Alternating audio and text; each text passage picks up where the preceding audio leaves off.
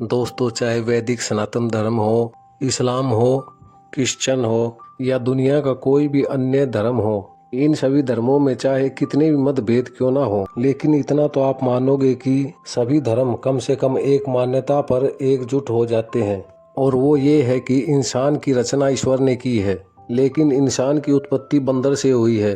और हम यानी इंसान शुरू से इतने होशियार नहीं थे, बल्कि विकास के चरणों से गुजरते हुए इतने होशियार हुए हैं। इस थ्योरी के जनक थे चार्ल्स डार्विन। उनका दावा था कि मैं नहीं जानता ईश्वर है या नहीं, लेकिन यह मान्यता बिल्कुल ही गलत है कि हम इंसानों को ईश्वर ने या फिर ईश्वर के दूतों ने अपने हाथों से बनाया है। वास्तव में धरती पर जिस प्रकार जीवों की उत्पत्ति हुई है, उसी प्रकार इंसानों की उत्पत्ति भी हुई है। डार्विन को अपनी थ्योरी की वजह से ईश्वर पे यकीन रखने वाले सभी धर्मों के लोगों का तीव्र विरोध झेलना पड़ा और उन्हें जेल में डालने की मांग की गई। डार्विन इंग्लैंड में जन्मे थे। दोस्तों, जहाँ तक बंदर से इंसान बनने की बात है, तो आपके मन में भी यह विचार आता होगा कि अगर हम बंदर से बने हैं तो ये जो बंदर हमारी छतों पे उछलते कूदते हैं, ये अब तक बंदर ही क्यों हैं और ये इंसान क्यों नहीं बन गए अब तक? इसका सरल जवाब है, हम इंसान आज भी बंदर ही हैं, किंतु हम अलग किस्म के बंदर हैं। छत पे उछलने वाले बंदर अलग किस्म के, वहीं अफ्रीका के जंगलों में रहने वाले चिंपैंजी और गोरिल्ला अलग किस्म के बंदर हैं। मतलब हम सभी बंदरों के पूर्वज एक ही थे, लेकिन विकास के चरणों से गुजरते हुए हम में इतनी विभिन्नता आ गई। कुछ शक्तिशाली हो गए और कुछ कमजोर रह गए। कुछ बंदर वानर और वानरों में से एक प्रजाति परिवर्तन के दौर से गुजरती हुई इंसान बन गई। जब हम इंसानों ने खेती करना शुरू किया तो हमारा दिमाग और तेजी से विकसित होना शुरू हो गया, क्योंकि हमें अब शिकार की तलाश में भटकने की जरूरत नहीं पड़ती थी। अब हमारा दिमाग हथियारों को बनाने और इस्तेमाल करने तक ही सीमित नहीं रहा, बल्कि हम खुद को खोजने लगे। हम सोचने लगे हम कहाँ से आए हैं और हमें किसने बनाया है। इन्हीं सभी सवालों के जवाब ढूंढते ढूंढते हमने भगवान की खोज कर दी। दोस्तों, यहाँ मैं भगवान के अस्तित्व पर सवाल नहीं उठा रहा। मैं हमारे ब्रह्मांड और प्रकृति में मौजूद किसी अलौकिक शक्ति को जरूर मानता हूँ, लेकिन जिस भगवान के बारे में आपको और मुझे समझाया और सिखाया जाता रहा है, वो बस हम इंसानों की कल्पना ही है।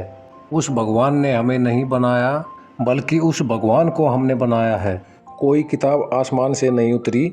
इस अनंत ब्रह्मांड को संभालने वाले भगवान के पास इतना समय नहीं है कि हमारे जैसे मामूली जीव के लिए एक लेखक की भूमिका निभाए। ये सारे ग्रंथ या फिर जो कोई भी ईश्वरीय किताब है, वो हम इंसानों ने ही इस धरती पर बैठ के लिखी है। ना ही किसी इंसान द्वारा बनाई गई मूर्ति में भगवान निवास कर सकते हैं, लेकिन फिर भी हम मंदिर और मस्जिद के विवाद में उलझे रहते हैं। आपको क्या लगता है, पूरे ब्रह्मांड को चलाने वाली शक्ति किसी मंदिर या मस्जिद की मोहताज है? जब धर्म के नाम पे हिंदू, मुस्लिम, सिख, ईसाई आपस में एक दूसरे को मारते काटते हैं, तो आपके मंदिर के भगवान कहाँ चले जाते हैं?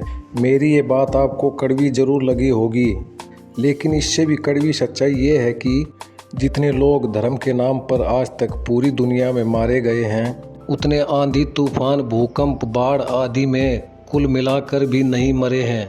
क्या यही भगवान के प्रति हमारी आस्था है? आज कहीं भूकंप आदि आ जाए, उसमें सैकड़ों लोग मारे जाएं, तो उनकी मौत पर हम कहेंगे कि यह सब बुरे कर्मों का ही नतीजा है। लेकिन उस भूकंप में 2-2, 4-4 साल के बच्चे भी मारे जाते हैं। क्या आप बता सकते हैं कि उन्होंने कौन से बुरे कर्म किए थे? श्राद्ध के नाम पर मरे हुए लोगों की आत्मा की शांति के लिए मुफ्त की खीर खाने वाले एक किस्म के लोग, जो भगवान पर अपना एक अधिकार जमाए बैठे हैं, वो कहेंगे कि भूकंप में मारे गए बच्चों ने इस जन्म में ना सही, पिछले जन्म में जरूर कोई पाप किए होंगे जिनकी सजा उन्हें मिली है। तो क्या हमारे भगवान इतने लाचार हैं जो किसी के बुरे कर्मों का फल उसी जन्म में नहीं दे पाते और अगले जन्म में निर्दोष होने के बाद भी उसे सजा देते हैं? कहा जाता है कि हमारा भगवान बड़ा ही दयालु है। तो क्या आप मुझे बताएंगे, जब छोटी बच्चियों के साथ वैसीपन किया गया तो हमारे भगवान कहाँ गायब हो गए थे? दंगे करवाकर धर्म के नाम पर लाखों लोगों को मरवाने वाले लोग आज नेता बन के पूरे देश पे तानाशाही चला रहे हैं। आतंकवादी आत्मघाती हमले में हजारों लोगों को मार देते हैं, तो ये भगवान बीच में क्यों नहीं आते? क्यों उन आतंकवादियों को सजा या सद्बुद्धि नहीं देते हैं? क्या हमारे भगवान मंदिर और मस्जिद में चढ़ावा चढ़ाने के लिए ही बने हैं? दोस्तों, आप कभी मंदिर और मस्जिद में चढ़ावा चढ़ाने के आंकड़े को देखोगे तो हैरान रह जाओगे। हमारे देश में मंदिर और मस्जिद बहुत अमीर हैं। इसमें एक साल में इतना दान आ जाता है कि उस दान को गरीबों में बांटने से हमारे देश की गरीबी ही दूर हो जाए। भूख से रोते बच्चों के इस देश में भगवान को हर रोज हजारों लीटर दूध से नहलाया जाता है। जब करोड़ों रुपए मुकुट माला और प्रसाद इत्यादि में सुहा कर दिया जाता है तो ऐसा लगता है दोस्तों कि हमारा भगवान भी इन धर्म के ठेकेदारों और धंधेबाजों का पार्टनर बन गया है। दोस्तों, सच तो ये है कि ईश्वर का अस्तित्व वैसा नहीं है जैसा हम सोचते हैं। भगवान को रुपए, पैसे, हीरे मोती या सोना चांदी के चढ़ावे में कोई दिलचस्पी नहीं हो सकती और ना ही भगवान पूजा पाठ से खुश होगा।